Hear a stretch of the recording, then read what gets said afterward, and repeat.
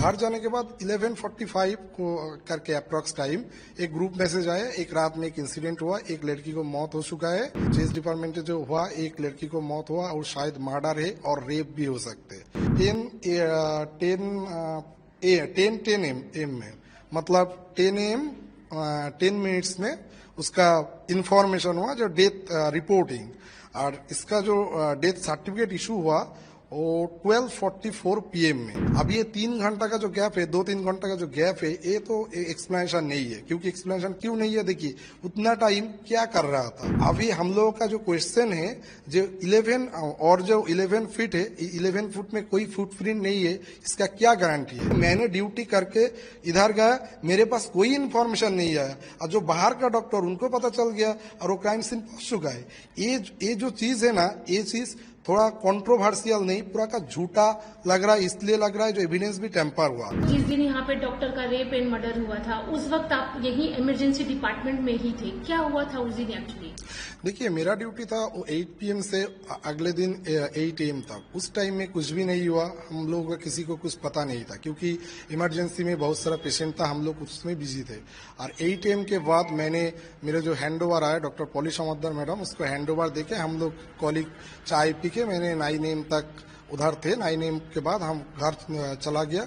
घर जाने के बाद 11:45 को करके अप्रॉक्स टाइम एक ग्रुप मैसेज आया। एक रात में एक इंसिडेंट हुआ, एक लड़की को मौत हो चुका है।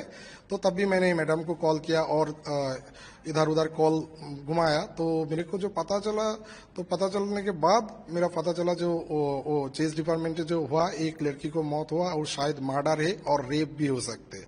तो अभी क्या हुआ, मैडम जो मेरे को मैडम बोला था जो उसको चेस डिपार्टमेंट का जो HOD है डॉक्टर अरुणाभ दत्त चौधरी, उन्होंने मैडम को आके वो 10 AM के बाद बोला था, देखिए मेरा डिपार्टमेंट का एक PGT का डेथ हो चुका है, आप मेरे साथ चलिए और ये डेथ कंफर्म किया और इसके बाद क्या फॉर्मेलिटी हुआ वो दिखाएंगे, करिए।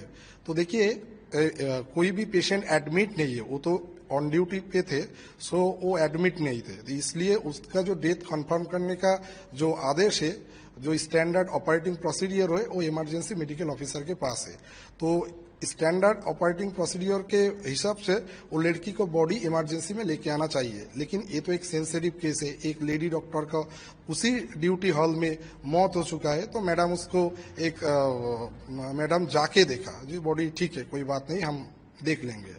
तो उसके बाद जब उन्होंने जाके देखा, जो भी देखा है, उनको HOD को बोला, जो देखिए आप लोग भी प्रोफेसर है, हम भी डॉक्टर है, आपको भी एक्सपीरियंस है, डेथ आप लोग डिक्लेयर किया, हम भी कर रहे हैं, आप एक काम कीजिए, उनके घर वाले को फोन कीजिए और आधार कार्ड लेके आइए, मेरे इमरजेंसी में लेके आइए। इमरजेंसी में एक टिकट करना पड़ेगा, उसके बाद आधार कार्ड के हम लोग डेथ सर्टिफिकेट इशू करेंगे। उसके बाद पोस्टमार्टम रूम में जाएंगे time and cause of death जानने के लिए। तो अभी क्या हुआ, वो अरुणाभ सर उनको रिफ्यूज किया, जो ऐसा ही मैडम जो बोला, जो शायद वो रिफ्यूज किया, इसलिए वो नहीं हो पाया, मतलब वो नीचे नहीं आया था। तो अभी कोलकाता पुलिस, टाला पुलिस का जो रिपोर्टिंग है 10 AM में, मतलब 10 AM 10 मिनट्स में उसका इंफॉर्मेशन हुआ, जो डेथ रिपोर्टिंग। और इसका जो डेथ सर्टिफिकेट इशू हुआ वो 12:44 PM में।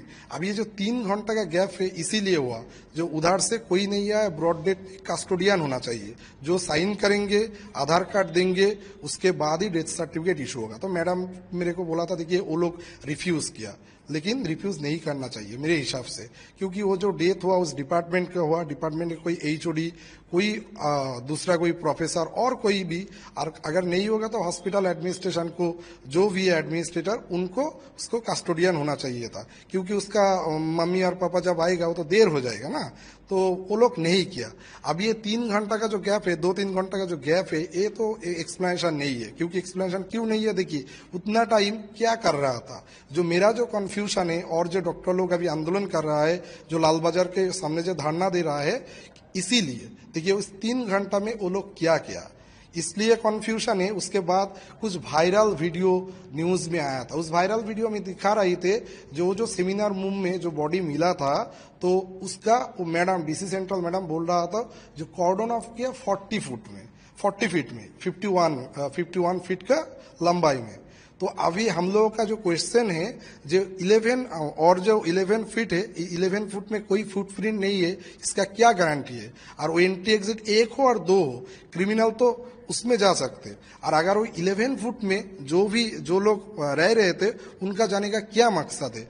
उनमें दिखाई दे रहा है बहुत सारा डॉक्टर है जो भी फॉरेंसिक का है, एक एडवोकेट है, एक data entry operator of national medical college जो प्रिंसिपल का, एक्स प्रिंसिपल का पीए थे। क्यों?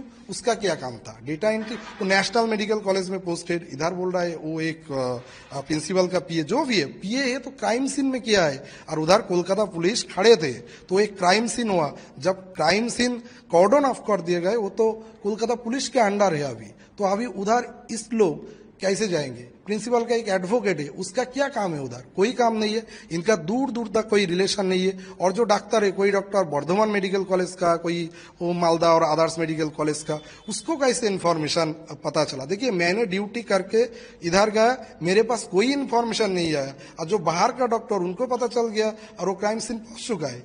ये जो चीज है ना, ये चीज थोड़ा कंट्रोवर्शियल नहीं, पूरा का झूठा लग रहा है। इसलिए लग रहा है जो एविडेंस भी टेम्पर हुआ। और वो जो 51 फुट का 40 फीट का जो थियोरी दिखा रही है, आप कैसे बोल सकते हो क्राइम 11 फुट पे नहीं हुआ?